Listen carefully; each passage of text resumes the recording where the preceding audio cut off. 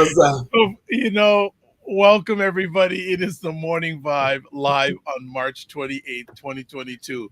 I'm telling you something. We had a first here today. So while I'm enjoying it, we have never had anyone in the green room get into the intro music. Okay. And the friend we have coming on this morning, she was getting so into the music, and I was just enjoying it. I said, you know what? Maybe we should just do a loop of the music so no one can see her, just myself and Ryan can see her just getting into the music. I love it. I love it. Even before we get into it, this is going to be an epic conversation. And she's smiling and she's ready to dance. Man, maybe when she's sharing with us this morning, we put that music in the background we do for giveaways. Maybe that's what we should do. That music. Maybe you have to do that. Okay, let's have some fun. Let's get down to it. So it's Dr. Vibe here, host and producer of the award-winning Dr. Vibe show, the home of Epic Conversations. I'm the host of Epic Conversations 2020 Best Podcast News Award winner. 2018. Oh man, our guest is fired up and ready to go. Like, she's got energy. Maybe she's my female vibe. I don't know, but then she's clapping her hands again. Okay, there's not too many times I have so much fun even before we get into it. So let's see if I can get through this without totally messing up. So let's have some. That's all right, guys. We have fun here. We have conversations. Enjoy yourself. So if she's enjoying herself this much before she gets on, get ready. So let's put it on. So again, 2020 Best Podcast News Award winner, 2018 Innovation Award winner given out by the Canadian Ethnic Media Association. Also, I host the only online conversation in the world for dads and fathers that is sponsored by Dove Men Care and also co-sponsored by Dad Central. I see our friend today, she's a marketing person, so she's impressed by the deets here. So, and through that collaboration with those organizations, I was part of a team that reached out to over 100,000 fathers and dads around the world last year. And as always, I like to say, you're blessed, highly favored, a magnet for miracles, and a solution for someone's problem. Good morning, Mr. Green. Hey, good day. Yes, I claim spring, although winter came back in with a vengeance today. For those that don't know me, my name is Ryan Knight, one of the co-founders of the AfroCaribbean Business Network. We work with entrepreneurs of African and Caribbean heritage, really to figure out what stage they're in and then help them create a blueprint to grow their companies exponentially. And as you see in the green, I'm an entrepreneur myself, running Detailing Nights. And so we do mobile waterless car cleaning, going to people's houses, cleaning their cars. But that's not the fun stuff. The fun stuff is our youth entrepreneurship program that we've been able to kick off. We have a couple students starting this month and then a few more starting next month. And yeah, I mean, spring was here for a glimmer. And then winter, over the weekend, it snowed and it was like the snow that stays on the ground, so it was slippery. And then the wind, it's like -16 right now, which is Celsius. So those in America, we are not in like an ice age, but it is still frigid. So yeah, snow pants and winter jacket had to stay. Wow. So is it a detailing night stay outdoors today? No. Okay. It's an admin day. Well, okay. Well done. And just want to say hi to everyone who's watching live on the replay. Appreciate you. Got good morning from Pastor Sandy Thomas, who's saying it's still snowing here in London, Ontario. Right. I'm telling you. So what's been going on? How's the weekend? The weekend was, I feel like, uneventful until the Oscars. But we're gonna talk about it for a few so moments. Many things are happening, and it was such a chill weekend because we were doing our training for Detailing Nights. So we were bringing on to doing a lot of admin stuff, so showing the youth how to like register a business and actually create an accounting, bookkeeping. So it's just like mundane day. I thought I was actually going to skip the Oscars. Super excited about the Canadian soccer team. They clinched going to the World Cup. Against Jamaica. And hey, we could have put up a better fight, but bring it. So Jamaica, they came. It was a game in Canada when yesterday it was, I think, -7. So definitely home field advantage for Canada, and they won 4-0. But if you had told me when the World Cup qualifying had started, so this was 19 games ago, that Canada would almost run the table. They went 18 games without losing a match, and then 18 without losing, lost to Costa Rica, and then beat Jamaica to qualify for the World Cup. I just have to slow clap and say, well done, gentlemen. Fan for life. I'm ready to see how it. And then it's gonna. Oh man, I'm thinking because it's in Qatar. Yeah, so, where the average daily temperature is 110 degrees Fahrenheit. Holy crow! So talk about going qualifying in this weather and then having to play. That's what I was thinking. It's like complete opposite spectrum. I'm telling you. You. So I like how you just conveniently just got away from the slap and just went to soccer. No, you know why I got away from the slap? Because I actually want to ask our guest about her thoughts on it, because a lot of there was don't put any pressure on her. She was getting into her intro music, and now you throw her into like you're such a wonderful host. The firestorm on Twitter and in the comments was on both sides. It was yes, okay, totally unacceptable, no room for assaulting a colleague. But then people were like, oh, you got to protect your woman. Yes, that's the way you protect. Oh, Jaden Smith, I think this morning tweeted, oh, this is how we do it. So is this just a simulation of Black masculinity, like toxic masculinity that people talk about? And for me, I don't know if you noticed, but the Oscars turned up the Black dial a little bit. There was a choir like during the memorial, where they do the obituary section. Venus and Serena kicked it off. There was like a DJ. I was like, they definitely try. I mean, it's interesting. I haven't seen it. Haven't watched your Oscars in about 15, 20 years. Don't care. No, I'm being very honest. And this is my thought on it. I want us to be awarding our own. Yeah, and this is where when I say they turned up the Black dial, it almost the stereotype that we're just entertainment for the white community. It seemed like on full display. So yeah, I don't know how people felt about. Yeah, I'm normally watch the Oscars. I know it's going to go on forever and ever. Now here's a little aside. I actually met Will and Jada a number of years ago. Okay, yeah. A number of years ago at the Toronto International Film Festival, Jada had produced a documentary on the life of Angela Davis. And the premiere was at the Toronto International Film Festival, and they actually came with Ms. Davis. And as they were walking out, I was able to say, hey, how you doing, etc. The more interesting part is that there was a gentleman who worked at the time with Will Smith's production company. And we actually had a really good conversation. Hey, you want to go out to lunch? I said, sure. Where do you want to go? And he seemed to know King Street better than I did. Right. And we went out for lunch and we had a really good conversation. I asked him, what's it like we're eating? What's it like working for Will Smith? He said, Dr. Violet, let me give you an example. He said, one day we were pitching an idea to a company and there was another company against us. We're in competition. And Will turned to the other company and said, look, let me just tell you what's going to happen here. This is my analogy. You and I are on a treadmill and we're running. You're going to fall first. Oh man. So, it was it intentional, just checking the box? Oh boy.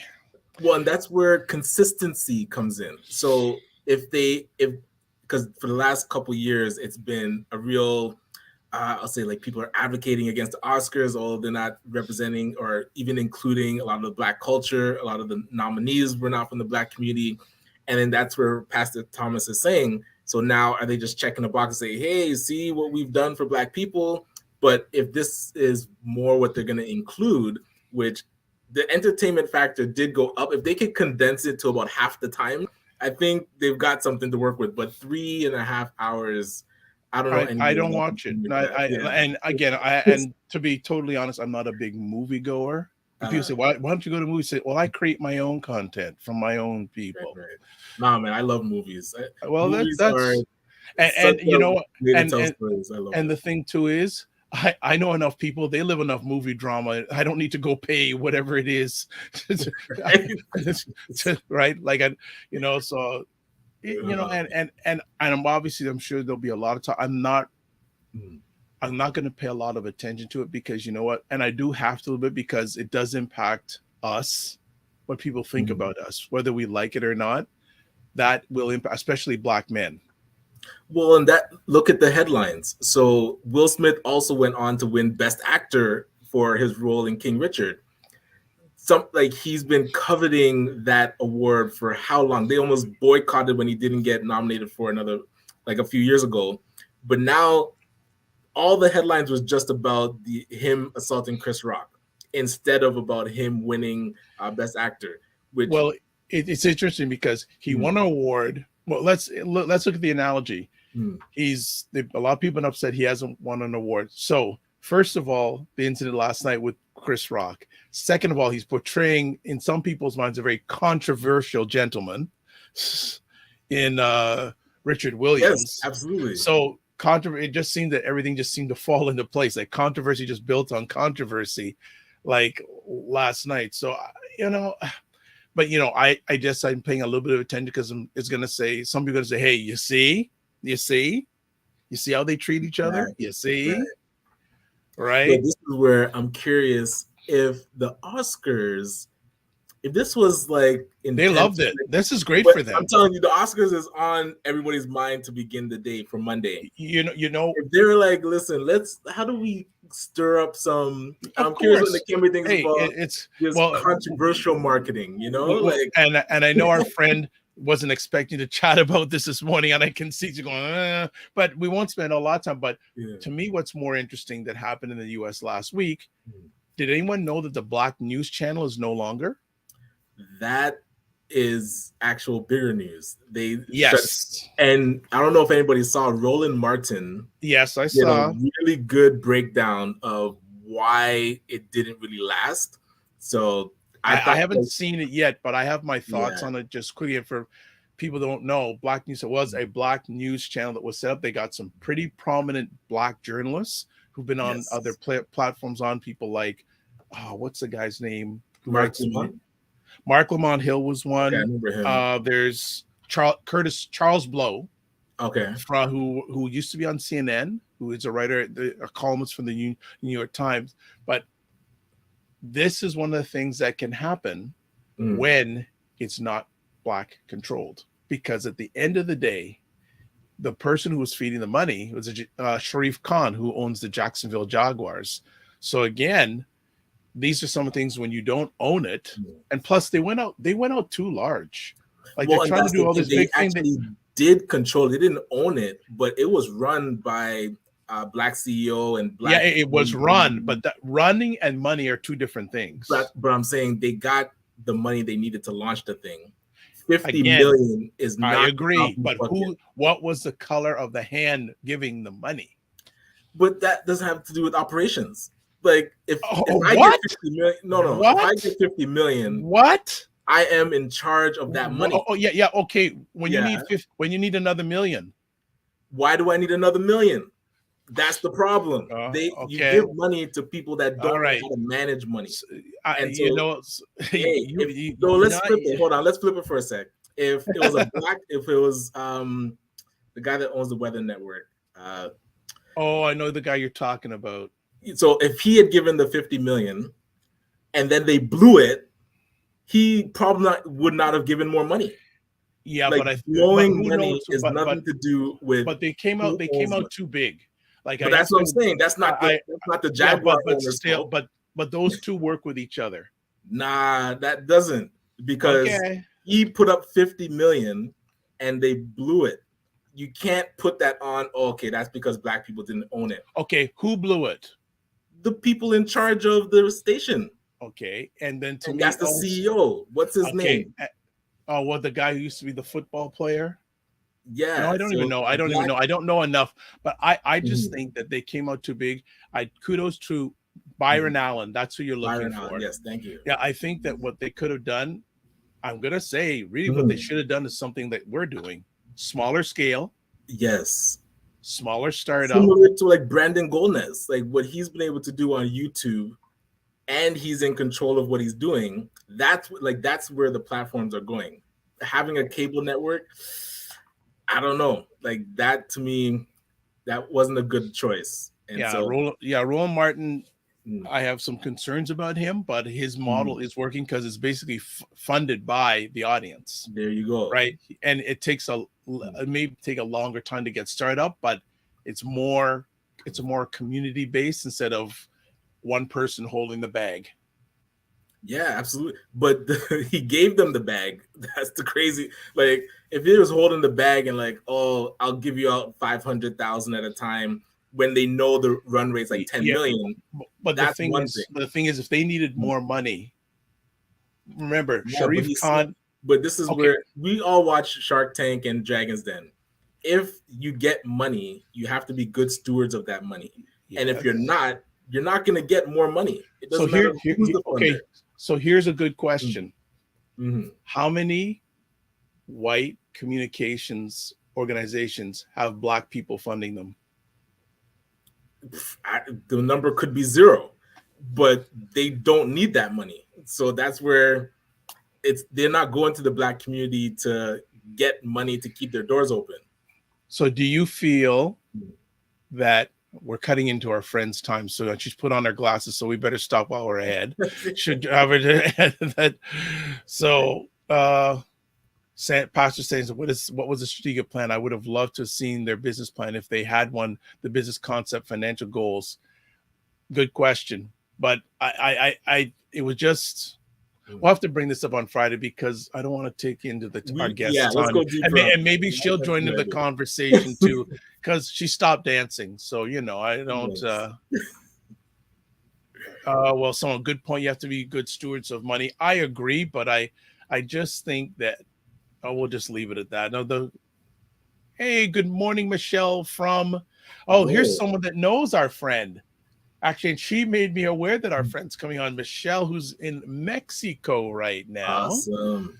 Maybe if we don't have a guest on Friday, maybe we'll open up to our family and say, what do you think about all this stuff? Because I'm gonna have to bring some points to the table here. But I thought that it wasn't a good look right from the beginning. They started off too big, getting all this frontline talent, et cetera.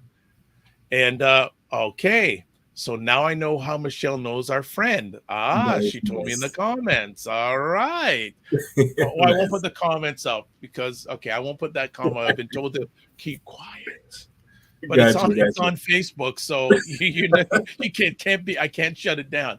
All right, fam. We're having too much fun here, but let's get our beautiful friend who is in summer colors to just say, forget this winter stuff. So Ryan Knight, media star, my mentor in media. Who's the special friend we've got today? Yes, and I'm energized about our guest because she's been instrumental in supporting the AfroCaribbean Business Network and really organizing our marketing. We run marketing masterclasses. She's actually the president of ACBN. So Nakimbe B'aobab. What? A lot of people don't know, but she's the mastermind behind a lot of what we've been doing. So you mean she's too high up. So you guys, that's what I am. I'm just a common man. And for that, there is no shame. So this is it. An old song by Kenny Loggins. This is it. Make no mistake where you are. This is it. Look who it is. You guys are so wonderful. Oh my goodness. So listen, the only reason I was putting my glasses on and off, it wasn't because I was having a good time, but this age presbyopia thing. So I'm like, I want to look cool for the show, but I can't see you. So well, come on now. How can you not be cool with those earrings on you? Oh, well, yeah, I had to. It was too plain before. I'm like, I gotta jazz it up. Brian knows. I don't like to do it boring. True. Yes. Well, welcome. Hi. What's going on? Yeah, I heard we're not going to get into last night's stuff, but yeah, lots of great stuff going on outside of the Oscars. Well, and sorry. So my question wasn't more about the Oscars. It was more about men protecting women. And that's where the conversation was going. Like, does a man have to always step up when their wife or significant other is being attacked? A lot of guys get called punks if they don't do anything. How do you feel about men just stepping up to protect their women? Well, I definitely, I like and enjoy when a man steps up and protects his woman, but how does he do that and in what circumstance, right? Like, it's not just every time you like start going to blows. There are different ways and levels. You don't have to start off with a punch.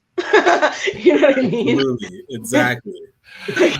Where do we go from there? I mean, come on. It was a sad sight for me to see. But yeah, men protecting their woman is good. Ryan, you may know I recently got married. So I was waiting if you don't want to say it, but I'm so excited for you because I saw that Facebook post and you have to flash the ring. Okay, you know what?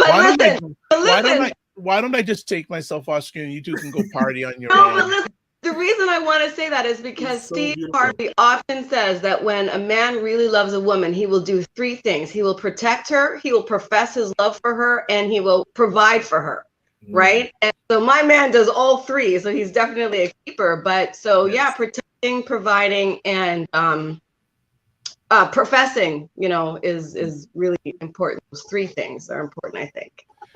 Okay, let's get off this subject for now because we don't want Will and Chris to dominate our conversation.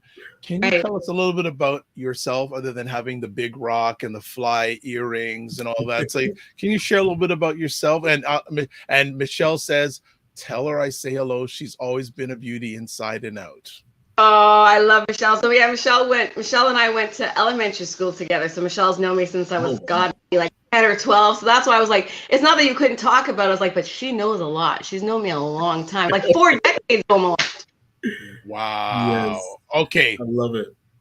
Tell us who you is, what you do, and other than you and Ryan ruling, what else you do? Yeah. So I am the president of the ACBN. I'm also the CEO and founder of Mactum International Digital Marketing and Mobile Apps. And I just want to quickly say, Dr. Vibe, I was so excited to come on with you because what a lot of people don't know is Mactum, my digital marketing company, actually started off mobile apps. And you and I had been in communication probably back in 2012 around getting a mobile app for your business. You've always been a trailblazer, always been like on the leading edge of technology and what was coming out. So it's a pleasure to be back online with you all this time. What? Love it. No, yeah. No. You need to talk to Mr. Green Bean, man. Mr. Green Bean is the man. Mr. Green Bean. But well, pleasure to meet you again. Mm-hmm. And so what initiated the start of Mappdom back in, was Mappdom, what got your interest into the digital world? Let's just start there first. How did that start? Well, I guess like a lot of entrepreneurs, I wanted to, leave the corporate world. And at that time, actually shout out to Damien Zamora. I don't know if he's watching, him and his wife. But at that time, I wanted to get out of the corporate world. And somebody put up an ad that said, websites are dead. And that was really good because this is a marketing conversation. So when you guys are doing marketing, you want to have something that's like disruptive or controversial or different. So he had an ad that said, websites are dead. So I was like, oh my gosh, what's that all about? Click here. And he talked about everything going towards mobile apps. So at that time, I figured, you know what, I could develop a whole bunch of like fan and celebrity mobile apps. And then whenever people would download them, if they clicked on the little ad, I would make 3 cents. So I was trying to figure out how many little mobile apps I would need to get like these clicks to make like $3,000 to $5,000 a month so I could leave my job. So that's where the name Mappdom actually comes from. The M is for mobile. The app, which is in orange, stands for application, and DOM is domination. So Mappdom stands for mobile application domination. So after going out into from corporate, right, I'm like, oh my gosh, I have all these entrepreneurial friends, a lot in the Black community, and compared to what they were doing, compared to what corporate was doing, I'm like, this is so amateur. This is just so basic. Like, our community is never going to get the money they need because their marketing just doesn't work. So I'm like, hey guys, you guys need mobile apps. You need to be on the cutting edge of technology. And everyone's like, well, what do I need a mobile app for? And mobile apps are so expensive. okay, you know what do you want, market? What do you want? And they're like, we want social media strategy, we want this and we want that. So I pivoted. And I think pivoting is an important skill that you need to develop when it comes to business. You don't always know when you're going to need to pivot, but I was able to say, okay, you know what? I'm not going to do mobile apps anymore. Plus, Apple had changed their requirements for the script that you could write apps on. So basically, a lot of small businesses that were building mobile apps, their businesses shut down. Like I said, I just pivoted and then went more into digital marketing and digital strategy and really bringing corporate techniques to like Main Street marketers. That's kind of what I do. Right. And that's what I love about it too, because we always joke that taking people from hustling to corporate, but what are a couple corporate techniques that you find small business owners like myself typically don't use that the big guys use? I would say first off is probably research and analytics, because in corporate, it is about a numbers game, right? Those board of directors aren't kidding. Their bottom line is not a joke. So everything you do has to have a return on investment. So they look at the numbers, they see what channels are working, they see what posts are working. Should I be investing in LinkedIn or Facebook, or is it YouTube ads? Because your marketing budget's only going to go so far, right? So I find the big thing with small businesses is, and I'm going to have a webinar about this in a couple of weeks. So small business owners, they're entrepreneurs. They don't know anything about marketing, right? I have my MBA. I have like 20 years corporate experience. So I understand marketing. And I work with a lot of small businesses, entrepreneurs. They go online and like, oh, I got to do digital marketing. So, oh, it says I should do social media. I'm going to do social media. Oh, it says I should do video. I'm going to do video. Oh, it says I should do a blog. I'm going to do a blog. Not nobody, but a lot of people are doing it to the level and the depth and the research vision that corporations do, and then they don't get the results and they don't find, right? So you really have to do research, you have to look at analytics. Don't just post, have a strategy, know who you're going after, you know what I mean? That's the big thing, strategy and research and data, I think. Okay, so we are having a little bit of challenging because you're coming a little choppy on your audio. I think it fixed at the end. It seems to fix at the end. Okay. All right, so let's keep it going here. In regards to, here's an interesting question with the organizations you work with. What percentage of them do surveys? 2%, and probably like the 2% are more sophisticated. They've been in the game a longer time, or they're people I've worked with that I've said you need to do surveys. Yes, right. Good. I'm glad that I tell people to do surveys, and I'm glad you verified what I just mentioned about doing surveys, because how do you know what your people want if you don't ask them? Right.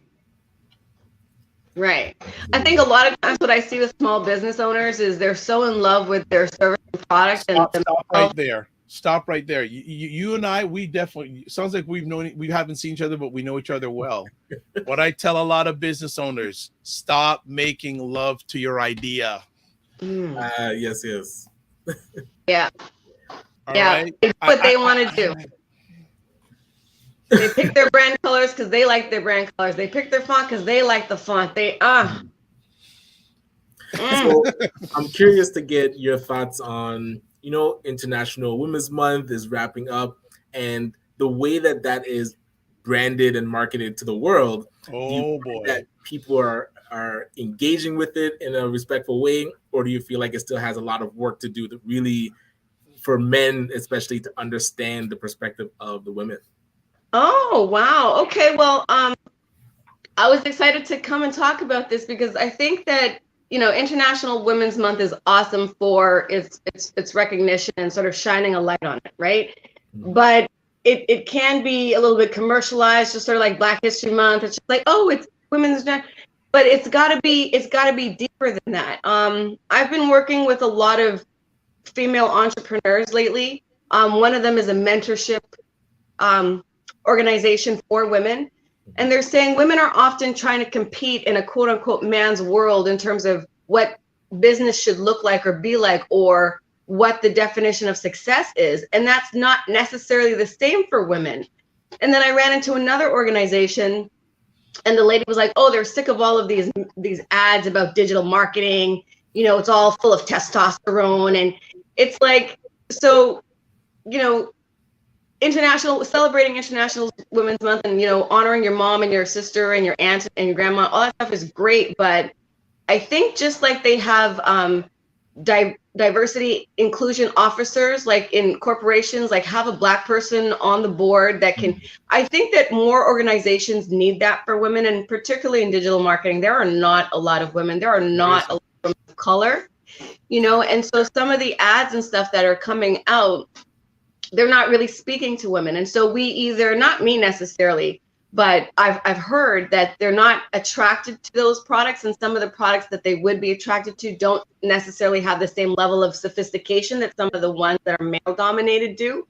Like, I don't know if it is the analytics, the competition, I don't know what it is, but women, especially women of color and the BIPOC community, don't really seem to be in digital marketing, and they're struggling, and it's sad and unnecessary because, you know, they're trying to leave legacies. They're trying to build for their children, which is why I'm so passionate and an advocate for really doing proper digital marketing. And it's simple once you know what to do. A lot of the channels are free. It's just the information online is so generic and basic. You're not getting to the level like of an MBA or like a corporate executive. And like I say, those people do not play with their money. They don't play. So let me ask, and do you feel that some of these campaigns are more symbolism more than anything else? Yeah, I mean, I'm a marketer, right? So like I just did a talk on how to set like your 1 year strategic calendar. And I'm telling them, plug in your holidays, right? Like make sure you plug in Valentine's Day and Mother's Day and Black History Month. And so, you know, how much of it is genuine? How much of it is a marketing opportunity, right? How much of it is just check this off, your, you know, something that you talked about for the year. Oh, we did an international promo where we got 40% off. Is that really, you know, passion driven, or is it profit driven? Mm-hmm. So, you know, that's my turnaround. Like if you really care about the needs of women, like I said, don't just kiss someone that you love on Women's International Day. Like something that makes a difference to their bottom line. Well, it's interesting because I just did some quick research. We first reached out to each other back in 2017. Okay, for a mobile app, right? I believe so. So which brings up a very interesting point. Are mobile apps still viable in today's marketplace? I would say yes and no, but not as much, in my opinion, as they were back then. Like the app stores are sort of getting saturated. Like people have so much data and pictures and video on their phone. They don't really have room for extra apps, you know, whereas when I was first doing it, I'm like, yeah, have a restaurant app, do gamification, but it's a saturated marketplace now. And I think with TikTok and Reels and all this and the metaverse and all this other stuff that's coming out, that it's digital technology in marketing is moving in a different direction. And what is that direction you feel it's moving in? Like I said, it's those things. It's really getting more into video. TikTok is like huge. Reels. I know that, like, because I'm 49, right? And people in my generation, when I'm talking to them about digital marketing, I don't want to do that foolishness. I don't want to put my face on camera. And I get that. But you got to realize, like, what market are you going after? If it's millennials, that's where they are. I don't spend hours and hours on YouTube and Reels, but like people who are 35, they're on there all the time. Yeah. So, and then the metaverse is the next big thing, right? Like, how are you going to start marketing there in a virtual world? So AI, yeah, those are things like AI, chatbots, moving more towards automation. Like I said, that's why I'm going to let you know when I'm going to have my webinar. I haven't set a date for it, but that's why I'm there. I'm there. That's why I'm so passionate about it. Because again, one of the things, Ryan, you may remember this on the series we did. I showed that there's like a pyramid. There are 5 levels of marketing sophistication awareness. 5 levels of marketing sophistication and awareness.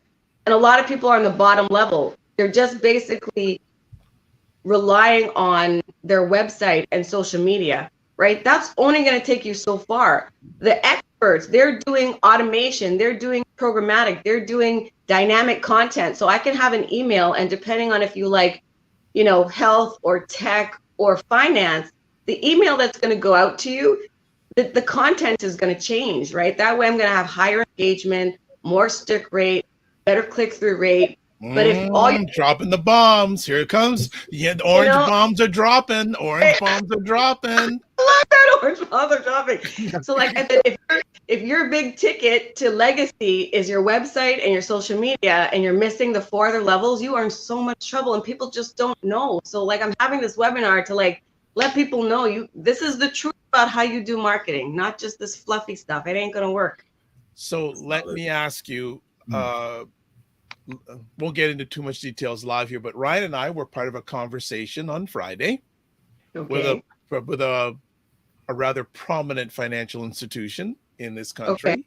Okay. And they have a media agency, and the media agency says they were pushing impressions, and we're saying engagement versus impressions. What are your thoughts on that? Well, I think it's twofold. You have to have the impressions so that you can get the eyes to do anything else, right? So impressions are important, but if you just have impressions to impress, you're wasting your time. That's what we were telling them. Engagement. You need that engagement. That's the customer feedback. That's the surveys. That's the what are they clicking on? What are they like? How long are they staying on what page on your website, right? Like what content do they enjoy? So impressions, and if you have your impressions in the wrong market, like it can be very sophisticated, right? I always challenge people. I'm like, why don't you go on Indeed and type in Chief Marketing Officer and see what the qualifications for a Chief Marketing Officer, and understand that is the level of marketing competency you need in your business to truly succeed. Then I think people would get a grasp of, like, oh, I got to put a post on Facebook today. Like, how come I haven't made $1,000? And they're all your friends and family that are following you. I mean, oh my God. Right. Yes. Don't make me put my glasses back on. Well, and it's funny, and you mentioned about TikTok. For people who are watching live on the replay, that is the #1 engagement site for video right now by far. Like it's blowing out. Like people think Instagram. No. Like I've seen stats. The engagement rate on TikTok far surpasses any of these other media platforms right now. Now, obviously, it's a different type of audience, but you got to pay attention to it. But corporations now, and that's one of my roles, is trying to figure out how to bring these sort of like sophisticated, bring bad names down to that level by still keeping their brand integrity, right? Yes. So it's very interesting, but they can't miss out on that market opportunity because that's where the new generation is headed. That's the platform they're going to be on. That's where they are. That's where they are. Yeah, it's over. They are. Your elementary school pal has a question for you. What about someone like me whose business is quote by referral only? What media stuff do I do? I'm not a real girl. Well, again, I always talk about you really got to know your audience, right? So if you're not a real girl, maybe your audience is also not a real girl. And if I think content marketing would be good for you, and trying to find, and that's I think where the hot sweet spot is now. Like I said, is trying to find a way where you can still maintain your brand identity and be on those other social. So I know Michelle, she's a mortgage broker, right? So I think for her, her business is mainly referral, but if she's able to like get on a podcast like this or write some content that helps, that helps her to people are referring her, and then they do research. They'll be like, oh yeah, she's been on this podcast, she's written a blog. So it's that extra element of credibility that adds on to referral. Because people have told me, oh my gosh, my business is so good, I can't do anything. Well, good for you. You don't want to scale. You're capped out. That's awesome. You don't have to market if you don't want to, but if you want to have your brand top of mind, get into new markets in case your existing market starts to like whittle away, you're there and you're present. You're not going to all of a sudden catch up with what's new or how to be relevant. So don't just rely on referral marketing. Yeah, I think it was cutting out a bit there. I don't know, maybe it'll need some time to calibrate. But one piece mentioning as a mortgage broker, one of our colleagues, Ray McMillan, he's been like on different podcasts, and I know even his son has kind of taken over running the main operations. But now I would say I feel like Stefan is the one coaching his dad, Ray, to, hey, you got to get your face out there. You got to be on engage. And he shares a lot of articles so that credibility and expert in the field makes a lot of sense. So that's a great tip to give people that don't feel like they belong online. So let me ask, it through your lens, how has the pandemic impacted digital marketing for Black Canadians? Oh, wow. Okay. Well, that question brought me all sorts of emotion. It brought me high with excitement to answer, and then brought me a little bit low, and then high and low. So, okay. First of all, and I guess because I had so many little answers to each part of the question, how the pandemic has impacted digital marketing is all of a sudden everyone had to be online, right? Everyone had to figure out how to do Zoom, how to, like dancers and artists, how to suddenly pivot, like I talked about earlier, how to learn all of this technology.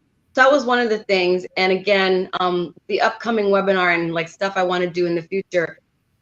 The marketplace online is so much louder. It was already really noisy before. So it's like, how do you get attention? So that's the first thing. The pandemic has just impacted small businesses because they had to learn how to run their business online. And then when you threw in Black community in there, that's kind of when the emotions went up and down, because statistically speaking, I talked to you about that pyramid of marketing sophistication awareness, right? Level 1, 2, 3, 4, 5, and 5 is automation and all that kind of fancy stuff, right? So if it says that small businesses lag significantly behind corporations when it comes to the adoption of new technology, right? And that includes all areas, whether it's payment processing or digital marketing, whatever. So small businesses fall behind.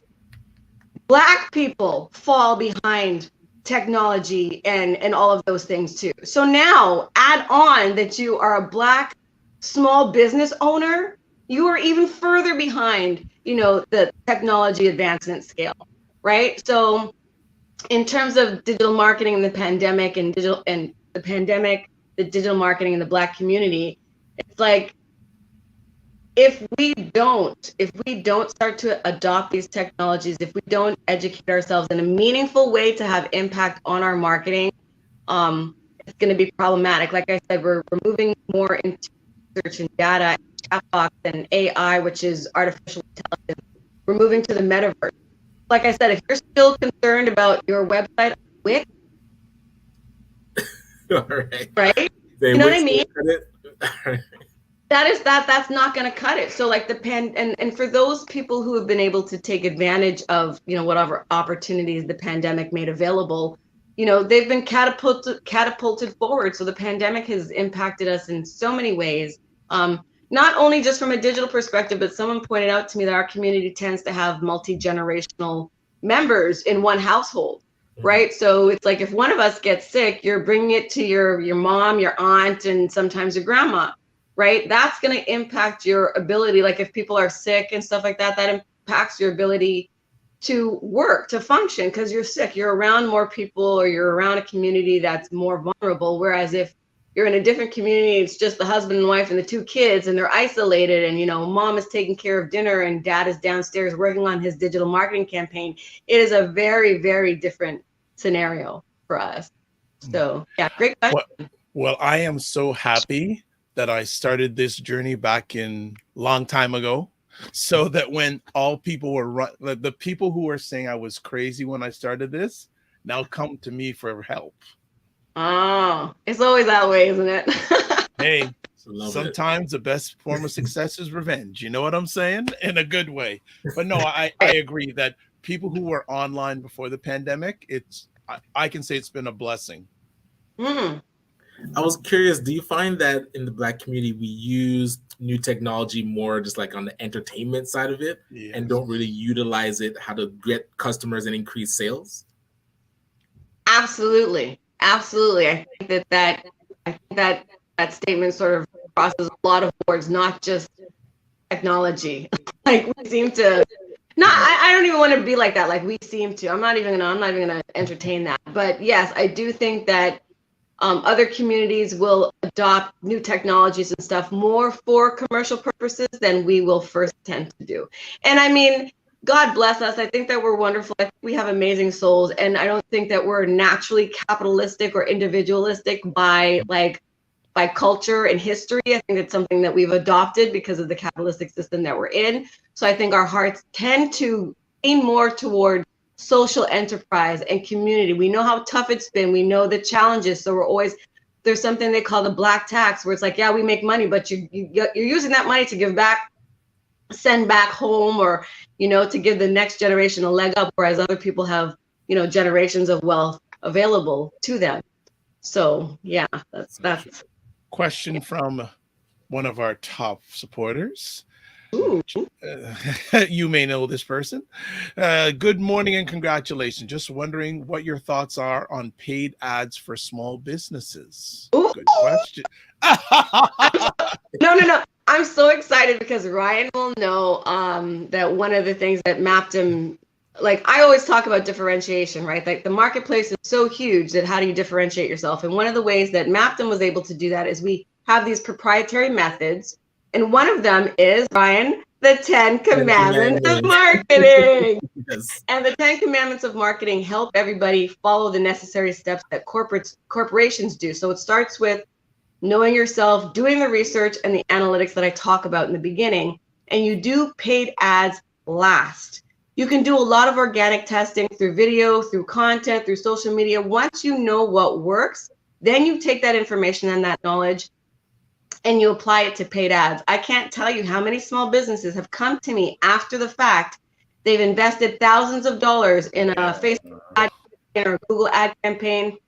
They've gotten either lots of leads or the leads were crap, very low conversions because they didn't do the research and stuff in the beginning to find out what works.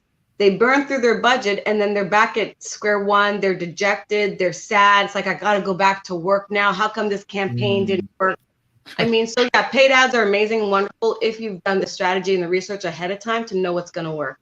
And you're committed to looking at your numbers and maximizing your ROI, your return on investment. So let me ask, is your email the same since 2017? What is it, Nakimbe B'aobab at Mactum.com? Is that what you have? Yes. Yes, my love. Yes, it is. Because you know someone's going to be emailing you within the hour. Nice. Yay. Yes. Because I have some questions for you and I may need your services. Yeah, and this has been a lot of fun. So if you ever need an email, it's happening. It's happening.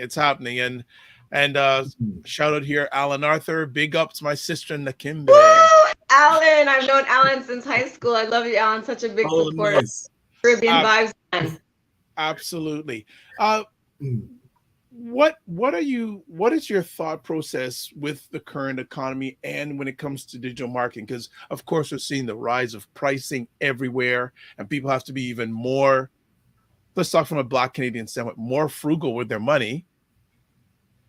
Where do you, and you don't have to get into it because I'm sure you're going to have your webinar that's going to get it deep, but off the top of your head, where do Black businesses, what are some best practices you feel they should be looking at and enacting, like making decisions on and taking action on going forward? Oh, wow. Okay. Black businesses making decisions on and moving and acting on. Okay. Because the reason why I ask that, because whenever I meet with people and I try to help them, I say, look, I want you to come out with at least one decision and an action step. It's good to make a decision, which is always good, but you also want to back it with actions. So even one or two suggestions from where you sit from your lens that could be helpful to, I'm sure, at least one Black business and probably just anyone who has a business in general, especially a small business going forward. Yeah. Okay. Great question. Thank you. Ryan taught me well. Yeah. You've been doing this for a while, right? Over a year. 3,000 of them. Over 3,000 of them. So that's why you ask good questions. Okay. Oh, well, Ryan helps me now. Oh, well, it's a good thing you brought him on board, right? I had no choice. He'd lick me. I would say, so that was a great question. I would say that people have to make a decision to set time aside to plan business and then do it. When you first asked me that question, I was like, oh my gosh, what am I going to say? And I'm looking at all the difference of like hundreds and thousands of businesses that I've worked with.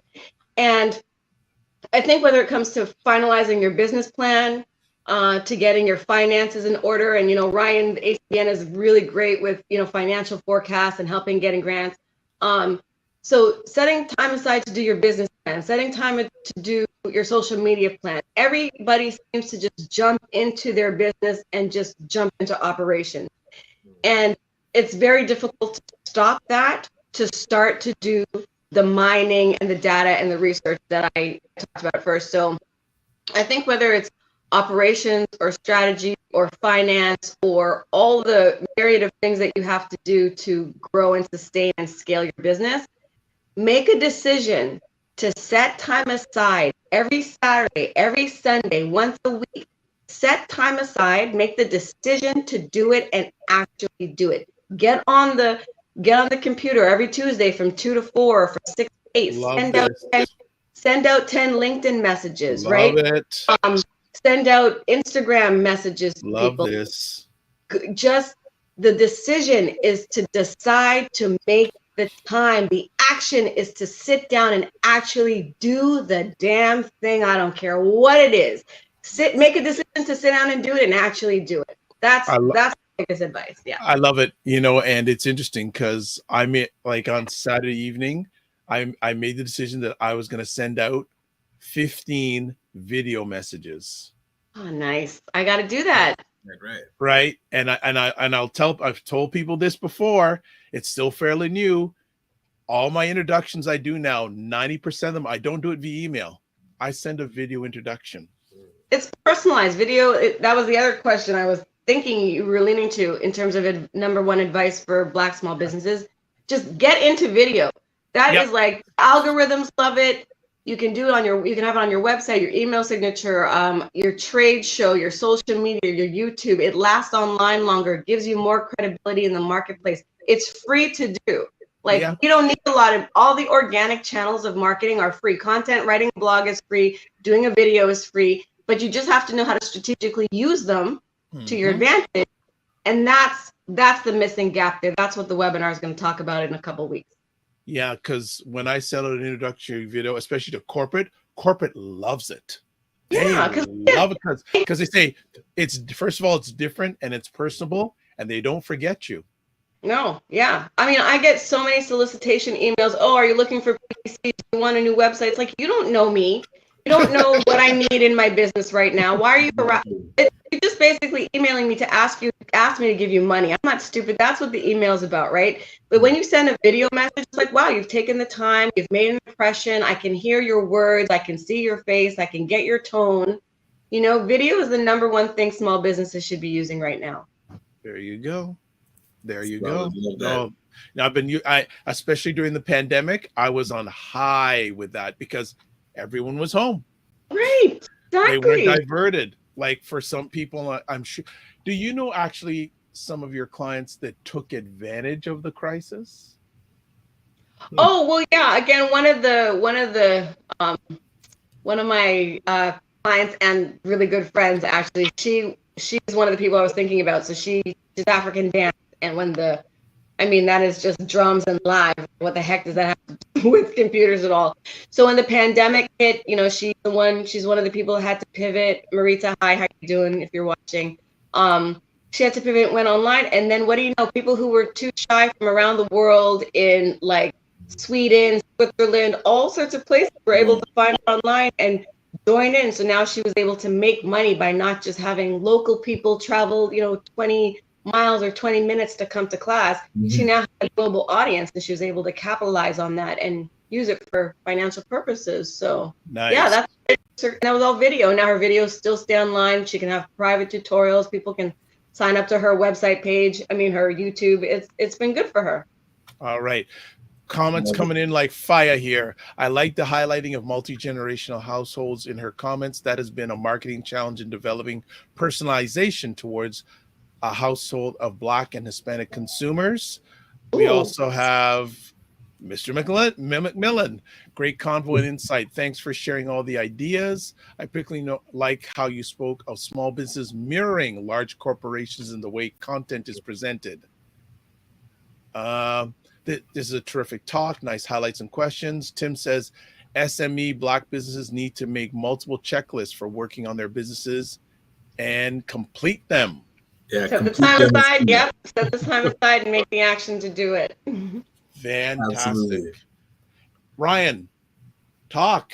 Because the lady is just, well, you communicate with all the time. I'm getting privileged today. The one final question that I would have for you, Nakimbe, is, and I don't know if you want to peel back the curtain a bit with the work that you've been doing with ACBN, but where did you see ACBN when we first engaged, and why was it important for us to get way more organized?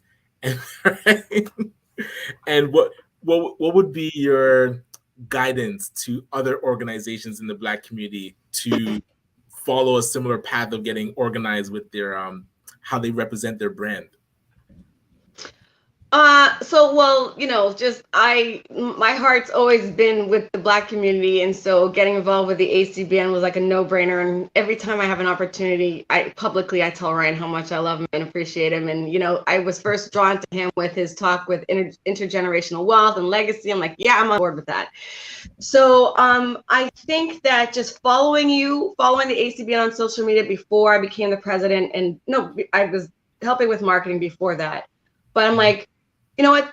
It's a great organization, but I don't actually know what they do. I don't actually know what services the ACBN provides, but I know that you guys would always give updates. So I was like, let me reach out to you and see if I can help you do something that's a little bit more strategic. So that's what we were able to do. We took the ACBN through that 10 Commandments program, right? We figured out, well, why did you even want to start the ACBN? And that's where we sort of got like the brand DNA. And then if you scroll back in the ACBN's Instagram feed, and you can see like different periods, right? At one time, it's just about announcements. The images weren't necessarily optimized. And then, Mactum came in and we called out the audience. Are you a healthcare? Because that's another thing. We did the research. We found out that most Black businesses are like, I think 38% are professionals, 54 in arts and entertainment, and then there's another group in healthcare. So when we were strategically designing, and again, that was based on research on Canadian statistics. Also, another thing that Canadian statistics came out with was the different types of Blacks, like whether it's like right from the continent of Africa, or if it's Caribbean or Black Canadians, right? So if you look at Ryan's social media, you'll see that we start to call out audiences. Are you in healthcare? We talked about, networking, financing, membership. So it became very clear. I think time and time again, when I work with small businesses, that's one of the things that I see that's missing is people just being clear on their message. Clarity. What do you offer? Yeah, what do you offer? What's the price? What time are you open? Like, don't you show me pretty pictures on your Instagram. I can get that anywhere. As a new person, let me see what I'm getting into, why I should follow you. And if I'm already following you, are you providing interesting, engaging, informative, educational information for me to keep following you? So that's what we did with Ryan. We just took him through the 10 Commandments, figured out who he was, who his competitors were, right? Because there are other Black organizations. There's First Fridays, there's the Chamber, there's the BBPA. So how do we differentiate the ACBN from those organizations? And I think we did something more around community.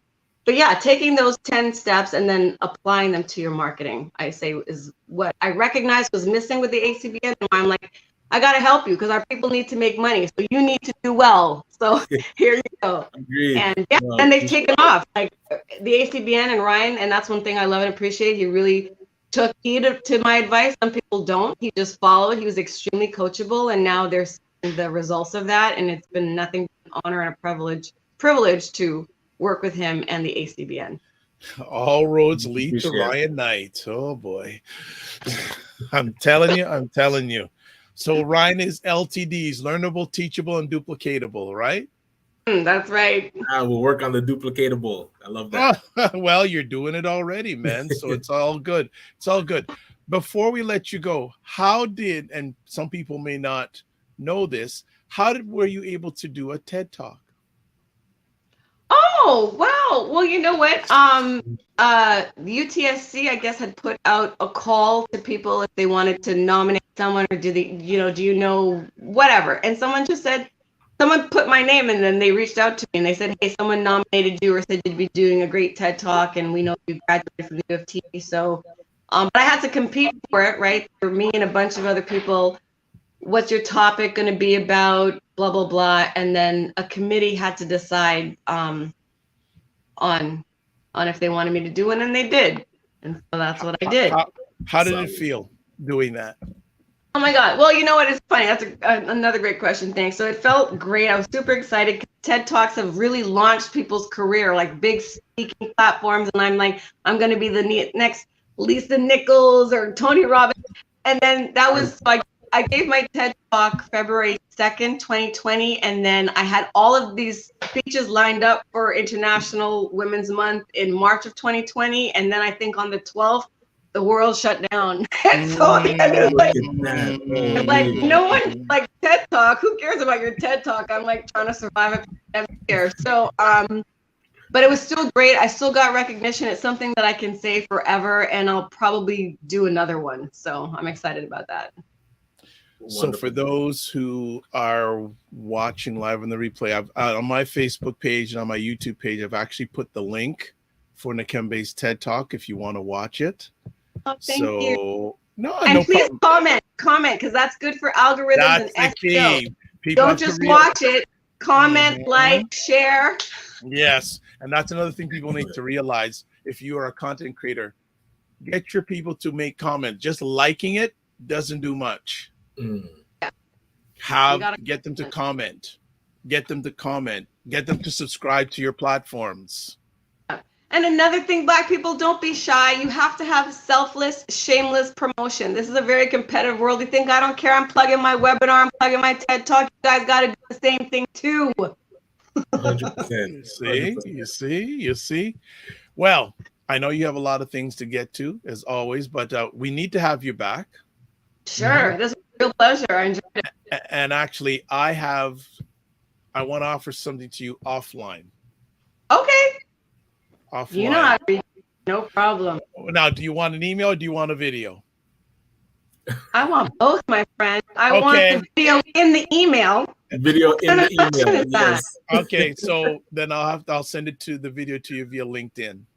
All right. Yeah, I'm excited. Thank you for the opportunity and the invite. It's been fantastic. Absolutely fantastic. And if you want to get in touch with this wonderful lady and her team, there's a website address right there. Yay. Sweet. Pleasure having you on today. Thanks so much, Nakimbe. God bless you guys. Yeah, keep the faith and remember to give yourself grace and remember to not only manage your time, but manage your energy. Ooh, there you go. There you go. All right, guys, have a great day. Be well and keep the faith. All right. That was some serious knowledge bombs that were dropped there. It always comes with it. Absolutely. So see, you're finding out the keys to Ryan Knight. Right. Finding out the keys to Ryan Knight. All these people that are in his journey. Bam, bam, bam, bam, bam, bam. That was great. And yes, so by noon today, folks, that video message will be sent to Nakimbe and an email is going to be sent to Nakimbe. I have some questions and I have something I would like to offer. I would like to offer some of my time to help what she's doing. What is up for the rest of the week? Solid. This week, getting back to admin. What else is happening? I can't think of anything specific. Let me look at my calendar. We'll be back in Hamilton to see the ACA team with Evelyn and Mary on Thursdays. So it'll be probably every other Thursday, but we had some meetings booked with entrepreneurs there. So yeah, I'm gonna head back and start spreading the business development arms of ACBN to support other cities. So I have a question for you. How many kilometers do you put on your car every week? Every week? Oh, my car has 424,000 kilometers on it. Since when? I bought it 2013. Okay, it's not too bad. Okay, I'd like to know how many in the last year, though. Well, no. I'd like to know actually how many since we into the next phase of the world. How many you put? How many? Well, actually, Yeah, I'll be interested to see how many kilometers you put on it weekly. Yeah, I've never really broken it down. It's usually like 40 to 50K a year. So yeah. Wow. We'll see. Wow. Wow. Okay. Okay. All right. Well, folks, everyone, thank you for watching live and on the replay. It's appreciated, not taken for granted. You can get replays of this madness we call the Morning Vibe on Yes. my YouTube and Facebook page, the ACBN Facebook page, and Ryan's Facebook page also. And I don't think they do the replays on LinkedIn. I think after it's finished, they don't. Do they just do live? We should check that. I actually don't. I don't think they do. I think they just do the live broadcast and that's it. But if you want to catch replays, again, my YouTube and Facebook page, ACBN Facebook page, and Ryan's YouTube page. So we're broadcasting. We've maxed out on all the places we can broadcast to. We want to get some more, and we do have the YouTube issue on Ryan's YouTube page, and the ACBN page is resolved. So you can see them there now, because he'd get upset at me if we didn't get it resolved. So it has been resolved. Soon to be on the Black News channel in Canada. We'll reboot it in Canada. Since we haven't finished with that conversation. Friday it's coming. Listen, I know if we're not blessed to have, if we don't have a friend coming on Friday, I'm going to draw out some notes about that, because we got to. And I know that actually need to have Marlon Stephen. I was just thinking a back channel about that, because because we need to know, we need to get his thoughts on this. And is there actually, we need a Black News channel in Canada. And actually, I mentioned that to Mr. Greg Fergus a few years ago. Hey, well, let's rekindle that conversation, because it needs to happen. And I know there's a few 24-hour stations that are online. So does it make sense having a channel? We'll see. We have to talk about it. Absolutely. So everybody, thank you so much as usual. Want to say, live your life as a dream. If you can dream it, you can make it. Sometimes you have to get small to get stronger. Block assumptions that aim bigger, aim better, aim higher, aim wider. Love, faith, and respect. And one other thing. If you didn't catch it yesterday on Black Canada Talking, we had an epic panel discussion. Had Sarah Yango, journalist out of Ottawa, Cesar Nadima Musa, activist and Pan-African activist out of Ottawa, and we had Roger Dundas from BuyBlacks.com, co-founder of BuyBlacks.com, and we had fire conversations yesterday. And just one little highlight from it, we were talking about Blacks not wanting to go back to the workplace because of microaggressions in the workplace. And Cesar dropped the knowledge on saying they're not microaggressions, they're aggressions. Right. And that's where being online now, people have been missing those side remarks at the office, At home, you can just focus on your work. So I'm going to rewatch that conversation. You see this? I'm right here when we're ready. Okay. So Marlon, maybe we'll back channel you and see if you're available on Friday and say, what is the viability of a Black news or channel? And Tim Frey is saying, BET Canada coming, good or bad? Is that a fact? I didn't know. It's Tim back channel. I didn't know if this was in Canada, but a specifics like they're going to be here, like headquartered. That's quite interesting. That would be so. Maybe Marlon, we can get Marlon for Friday and have a conversation about can Canada handle a Black? We'll pull Tim into this one too. That would be a good roundtable. Absolutely. We'll ask him. Tim, we'll ask him right now. Tim, are you available on Friday?